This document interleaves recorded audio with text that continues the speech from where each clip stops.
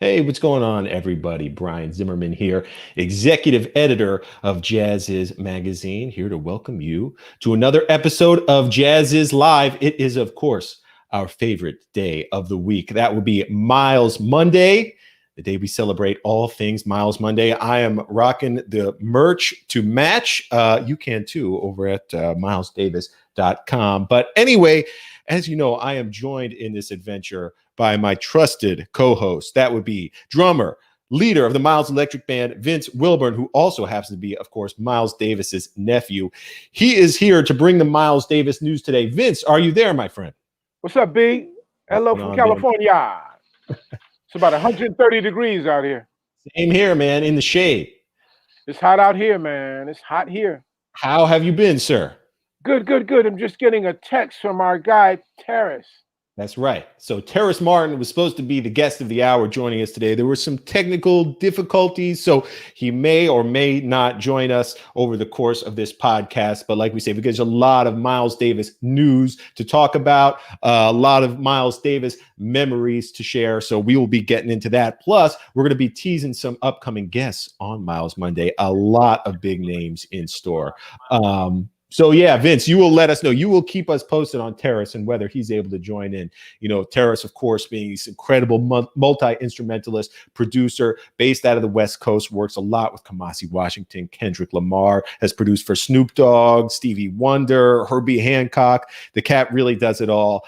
He loves Miles Davis. And like I say, if we can get him here to talk about it, that's going to be the plan. Otherwise, we'll see him later in the month. But Vince, big Miles Davis news. First of all, yesterday was Bill Evans' birthday. August 16th, Bill Evans' birthday. Of course, you know, legendary work with Miles Davis throughout the 50s. Do you ever hear your uncle talk about Bill Evans? No, but you know, I think he had love for Bill. William John Evans. That's what I. That's right. I know my grandmother's favorite, one of her favorite songs was "Blue and Green," kind of blue. You know, so but I think I think Uncle Miles had a great fondness for Bill Evans. Absolutely. You know, he had Miles' same kind of embrace of space, dynamics, you know, coloration when it came to chords and harmony. It's funny though, I saw recently somebody dug it up. I think it was at the Rutgers Jazz Research Institute or somewhere like that, a report card from William Evans when he was at, I think it was Mann School of Music that he went to in New York. And under jazz harmony for his jazz harmony course, he got like a B or a B minus or something like that. Oh, Bill Evans, of course, would pretty much reinvent the language of jazz harmony. But yeah, beautiful stuff that he did with Miles Davis. So happy belated birthday, though not too belated, to Bill Evans. Sad news from the world of Miles Davis as well. We lost saxophonist Steve Grossman. When was that, Vince? A few days ago? Yesterday. And I just talked to Lenny White and blessings to Steve's family and the Grossman family, and what a loss, man. What a loss. And I just wanted to say the way Steve got the gig with Miles is Lenny had a cassette of a band, a band, a casual, you know, a wedding band or something they put together, and they were playing Lick and Stick by James Brown. Okay. And Uncle Miles heard the track, the song, and he asked, who was that on sax? And Lenny said, Steve Grossman, you know, and that's how Steve got the gig. That was it. So Miles gave Steve the famous call out of the blue. After hearing him playing Lick and Stick. Yeah. Yeah, you know? Very cool. And so for people listening, like what albums, if they want to do a dive back into, you know, Steve Grossman playing with Miles, what albums should they be focusing in on? For that record, for Steve's tenure? Yeah, if they wanted to hear some Steve. You know, it's a couple of different things. I'll post them on the sites because I'll post some of my faves. Cool. You know, and fans have been doing it. They did it yesterday too. So yeah, because it would be like some of the '70s stuff, right? Oh yeah. Live Evil and stuff that era. Yeah. Big fun. Yeah. Hey, B. This mask is for Ron Carter's wife. Oh, that's big. That looks like it'll get the job done, man. Yeah, this is better. You know, like if you got a gig or something. Yes. You want to come. You know. And shout out to Ron Carter, who recently had a gig at the Village Vanguard. And he probably had something on like this. I think Ron did. I wanted the one that Ron had. This is not Ron's, but you know. Absolutely not. Shout out. Just came in the mail. Yeah. Beautiful and I thing, see you rocking the Periscope. Norman Perry, Renee, Ellen. Yes, sir. The merch, man. Came in the mail for me the other day. Yeah, that's comfy, stylish. I was walking through the supermarket. Guy passed me and said, "Right on, man." Gave me the thumbs up. Because people always like hit me up and say, "Well, where can I get the mask? Where can I get the merch?" And we have the new Sketches of Spain hoodie coming out, released soon, next couple of weeks. And all of these goodies are on. Not these are special, but the Miles mask and all the Miles merch is on milesdavis.com on the shop. That's right. And we have some news too from Jazz's. That would be the release, well, not the release, but the announcement of our forthcoming print issue. This one is coming out in September. We just wrapped on this one, Vince. It is all about the art of the album. The album is life. There's the cover. It's kind of the turntable as a heart. Longtime jazz fans know, the album is what it's all about. That listening experience of just having Kind of Blue, of just having, 4 and More, the physical thing, putting it on the turntable. That's what this issue is dedicated to. It's dedicated to, listening to albums, collecting albums, producing albums, famous, iconic cover art. And Miles Davis certainly had plenty of that. It's coming out in September. Right now, we're offering a special subscription rate.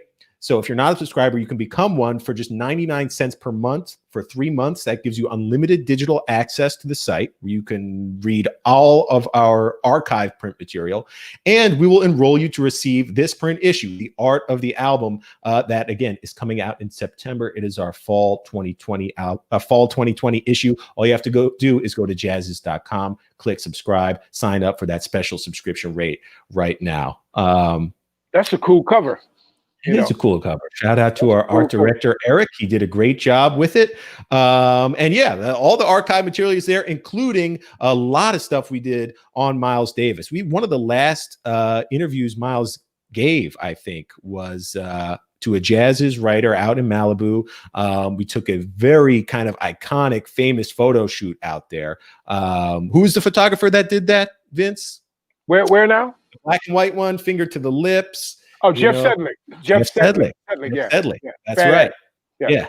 I got some shout outs, man. I got some people hit me up. Shout out to my cousin, John Hairston in Chicago. C.M. Talley just had a birthday in Cali. Shout out to him. He says, "Rest in peace, Steve Grossman."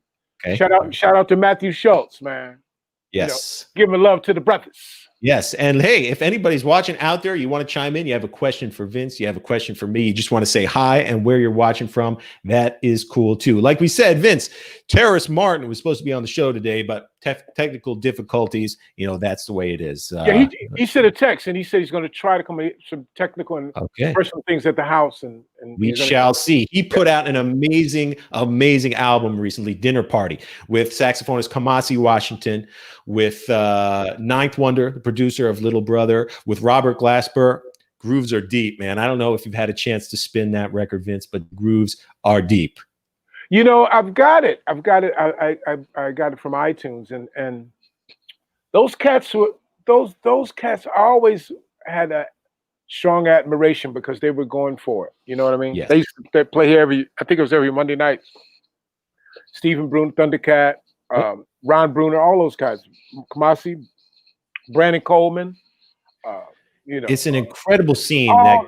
Those cats are ferocious, man. Yeah, over in Los Angeles. Ryan Porter. Yep. Ryan Porter, trombone. And they have been, it's amazing. It's like a collective. It really is a community, and they're making music together, all appearing on each other's stuff. Kendrick Lamar, the rapper, is also part of that circle. So, and Kendrick Lamar, what he did for jazz on the national stage, bringing people like Kamasi onto records like To Pimp a Butterfly. When was the last time you really heard an improvised solo by a jazz musician on a hip hop record? It's been a long time. Maybe the Common and Roy Hargrove stuff, Nas and his dad, Oludara, they're doing some big things. So if we can get him on, that's going to be great. If not, we will see him later in the month. And we also dig this, B. Yeah. I got to jump in. I used to have a quartet that played in House in Venice, right? Okay. Brandon Coleman, Kamasi, Ed Livingston on bass. Wow. And myself. But a lot of times Kamasi would sub it out. Oh, here's Terrace. He'd sub out the gig, but he didn't. He said, "I'm working on a record," but he wouldn't tell me what it was, right?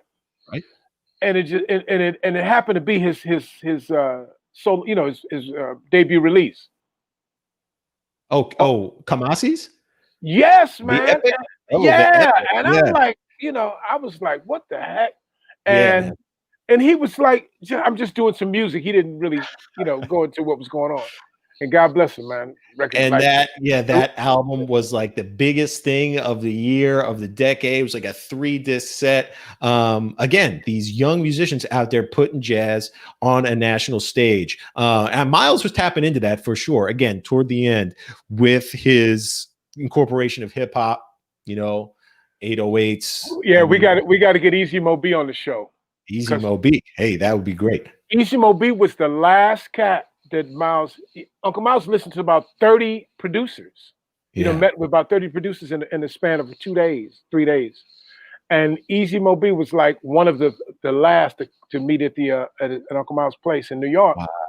And Uncle Miles told him to come back the next day.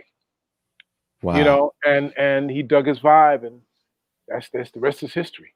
Yeah, man. And we're seeing Mo B is still hitting it, man. He's sick. Yeah. When we did we did a street dedication, Miles Davis Way in New York. Okay. My cousin Aaron and I, and Cheryl, my cousin, my other cousin.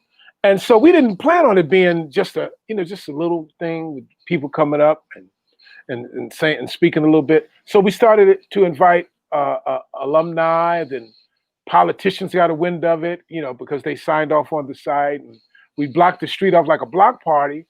And then we start, man, before we knew it, have you seen any, if you've ever seen any of the photos, it was like thousands on this little block between Riverside and West End in New York. Wow. And Easy Mo B DJ.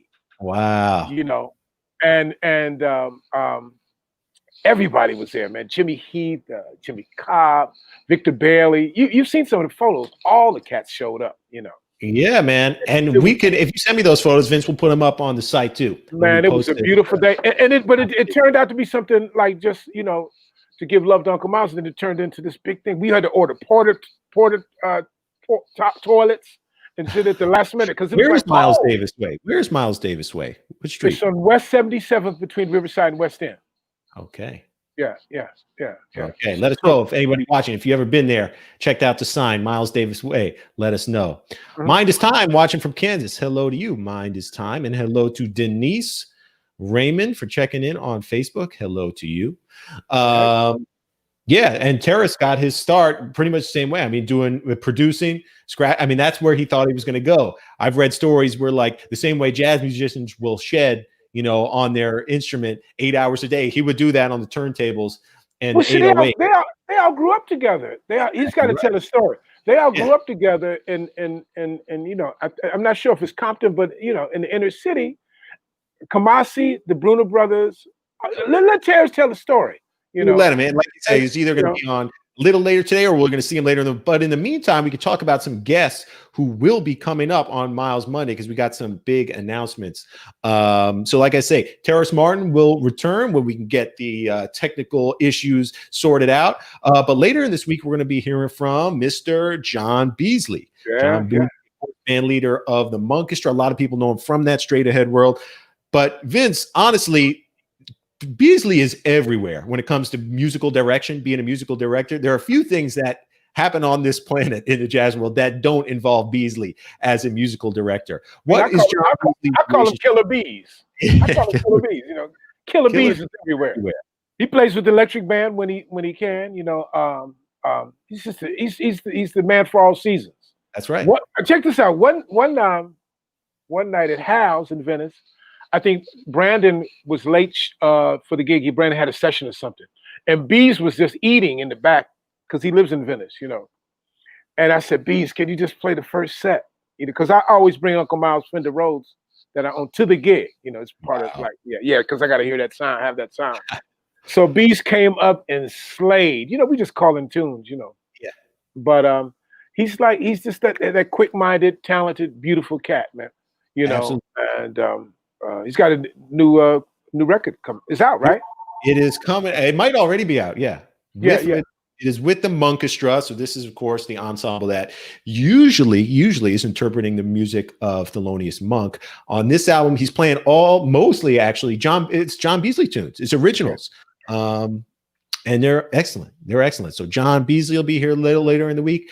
And then on a similar vein to Terrace Martin, we've got another young cat, Christian Scott, trumpet player who is, again, kind of impossible to put a finger on what he does stylistically. It's so unique. He's obviously drawing influences from hip hop, from jazz, but I think more than that, he's showing that boundary between hip hop and jazz is blurrier than I think most people think. He has a new record coming out, and I know he loves Miles. Shit, man, he plays with the Miles Electric Band too. I grab them all. I pick up everybody. When we can get him, he's in the band. Totally. He's from New Orleans. He's Donald Harrison's nephew. That's right. And his twin brother's a hell of a movie director. Oh, okay. Out here. Oh yeah, man. So I'm gonna let Christian rap about his thing.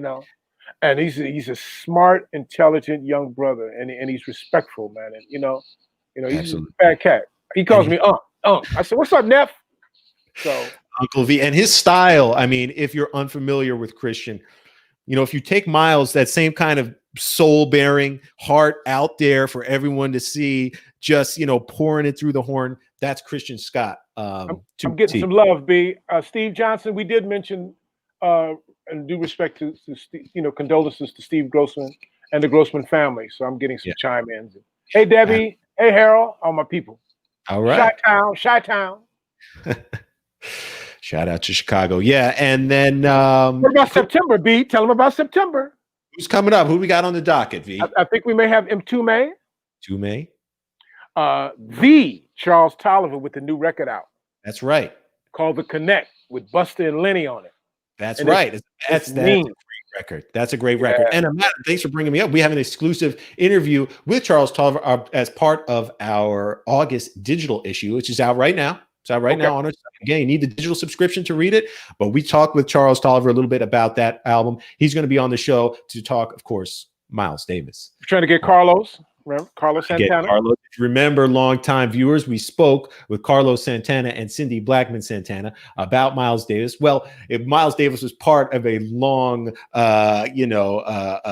broad conversation, but they said they wanted to come back and talk all things Miles Davis. So we're looking to have Carlos Santana and Cindy Blackman. Carlos sat in with us at the Giant Stadium. Oh, did he really? 75,000 plus, man. And he sat in and he was killing. He was killing. Wait, is that the Amnesty International? Yeah, man. Man, people, if you have not seen the Amnesty International concert, Miles Davis band with Carlos Santana sitting in, fire. He's playing alongside Robin Ford, right? Yes. Yeah. Late great Bob Berg. Bob is killing. Everyone, man. And Carlos is laying it down. Nasty. Positively laying it down. Nasty. And Cindy Blackman Santana had all these stories about, she was invited over to Miles' place because she used to babysit for Art Blakey's kids. I heard, Cindy. I've known Cindy for years, man. She's always been like cutting edge. That's my sister. That's my sister. I love her. Love her. I think Wallace Roney introduced us at Constitution Hall in DC, like when I was there with Miles, but I can't. Maybe it goes further back than that. But wow, yeah, she's great. So we're looking to have them back on. How about this? People watching, if there's someone you'd like to see on the show, let us know in the comments. And I got some comments. John Harrison, Alton in the house. That's right. He's from Alton, Illinois.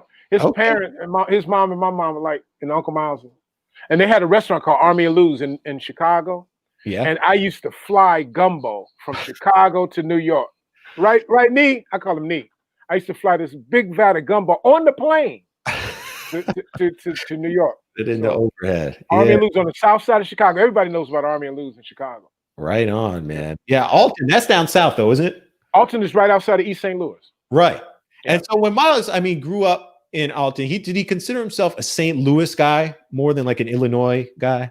No, East St. Louis, proud, Alton, Illinois, proud, but that whole area, no one no one, I never knew cats that say, yeah, well, I'm from St. Louis, I'm from East St. Louis. It's just like that area, it's right across the bridge, right.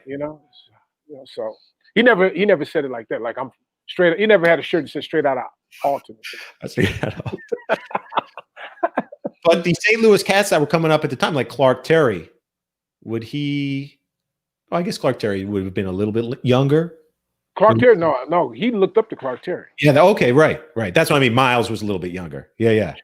And he was the St. Louis trumpet guy. See, we got to get Bethany Pickens on. That's Willie Pickens' daughter. She's a badass. Okay. Teacher, instructor, producer, keyboardist. All these people are hitting me up, so I got to give them love. We'll give them love. Else I can't go back to Chicago. Yeah. But Beth is a beautiful. Hey, sis. So. Like you don't want to get on the show, y'all got to hit up Brian, okay? You got to hit up me. You got to hit up Vince. Got to hit on Jeff. On our Facebook page. Yeah, no, seriously. If people watching, if there's someone as a musician, you would love to hear talk about Miles Davis, let us know in the comments. We'll see what we can do because, like I say, Beasley coming up, Christian Scott coming up, Mtume coming up. Here's Lauren chiming in. She was born to Bill Evans pumping on my dad's sound system. Yes, in the hospital room. How about that? He's my favorite jazz pianist. Happy birthday, Bill, and good time. Well, thank you, Lauren. From the start, enter this world to Bill Evans. Yeah. I know a lot of people who wake up every day to that, So What piano intro, and it's Bill Evans. And you know what, B? That Jimmy Cobb ride symbol. That's it, man. Yeah. Next time you revisit the record, just check out Jimmy, man. To ride. You are the second person to tell me to do that. As a matter of fact, I swear to God, somebody said, okay, it was right after Jimmy passed, which was a couple months ago. He said, go back and listen to Kinda Blue and focus the whole time on Jimmy Cobb's ride symbol. It's like it's a brand new record. Yeah, it's just the way he touched it. One day I just set up my ride and I tried to just emulate it, Yeah. But it's a touch, Shout out to Jerry Ann. What's up, Jerry Ann? New York. Howard Johnson. Oh, we got him coming in, B. That's right. And so Vince, man, what is, as we talk about upcoming plans, what might be some upcoming plans for you? I know there's, again, talk of the new Miles Electric Band record. Any thoughts to traveling? Any thoughts to touring at this point? What's going on, Vince? Soon as we get the okay from John that was here last week, I think I'm going to try to get with Lenny and mix it so to just be ready. So, we can put it out and then, when it's safe to tour. We can't wait. Daryl Jones came by for a social distance visit Saturday. Yeah. And we were like, man, we can't wait to play. All of us, we can't wait to play music because I hope I can speak for all the musicians because we're in our own bubbles at our cribs. We got to get out and play. Yeah. Hold on. Robert Shoji, did Miles have a reunion concert in the summer of 1991? Lavalette, Robert. It's out on social media. You can grab it. Okay. Why don't you all hit the Jazz Is chat room? We got a chat room, right, B? Yes, we do. Patricia Morgan Moore is saying hello from the Gulf Coast of Florida. Hello, hey. Patrice. Hello, Patrice. Thanks for watching. How about Dave Liebman as a Monday Miles? Yeah, we're into hit the Jazz. Hey, everybody that's on my video invite, come on over to the Jazz chat. Jazz Is chat. Facebook. Let us know. Even we've actually had on the show before, but we would love to have him back again for a Miles Monday to talk Miles. He recently put out that kind of remix retake on the corner, right? With Jeff Coffin, with Victor Wooten. That's right. It's nice. Oh, great, man. It's nice. And Lydia Liebman, his daughter, is a great publicist. Fantastic publicist. Yeah. But no. Hey, everybody, we're into it. We're into AK Ashley Khan. We're into having guests, to join us on Miles Mondays. Just write in, tell us what who you want. We'll make it happen. And we'll hook it up. Because I got the bomb Rolodex. I can call anybody. Vince, that's what I'm saying. Vince knows everybody. Well, Vince, hey man, always great catching up with you, man. Like we say, happy belated to the legend, Bill Evans. And again, our condolences to, Steve Grossman's family, a Miles Davis legend, will be missed. Again, you heard him on saxophone on albums like A Tribute to Jack Johnson, Live Evil, Big Fun. So another member of the Miles family has sadly left this world and is on to the next. And B, if I may, yes, I have another project called Chi-Town Social Club. Okay. And our friend Nicholas Tremulous lost his son. And they had the services today in Chicago. So I want to say send prayers to the Tremulous family. Absolutely. He's a good. It's hard when you're a parent and you lose a kid. Absolutely. Yep. No, all good thoughts to them. Like you said, this Miles Davis, I'm realizing in these talks with you, people connected to him become a family, It is, exactly. Don Whitehead from the original Earth, Wind, and Fire from Chicago. Hey, Don. Hey, y'all, shift over to the Jazz Is chat room, y'all. Come on now. Good. Hello to Don. Jay on the Jazz's YouTube page saying, my favorite artist of all time is Miles Davis. My dog sitting next to me as I watch this is named Miles Davis. You're not alone, Jay. My brother's dog is also named Miles Davis. I don't know how Miles was. My uncle is Miles Davis.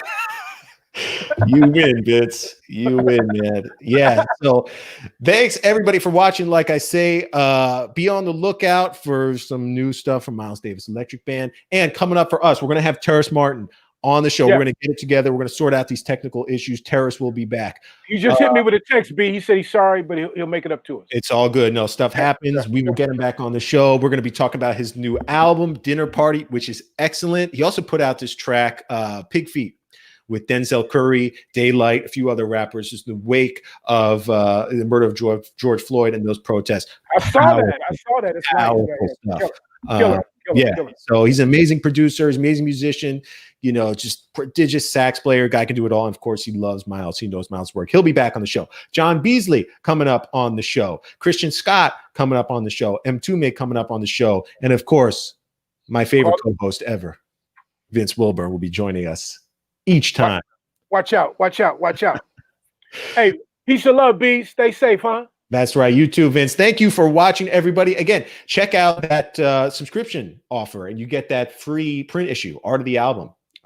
That's going on right now. And Vince, brother, we will see you next week. Thank you so much.